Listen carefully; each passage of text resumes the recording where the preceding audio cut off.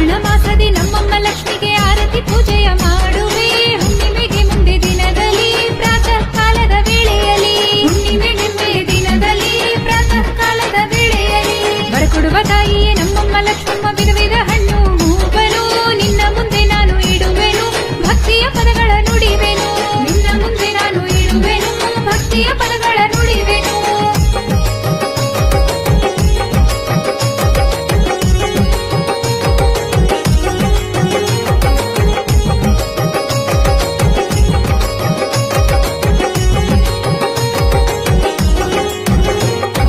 Amulya DJ songs. Amulya DJ songs. Amulya DJ songs.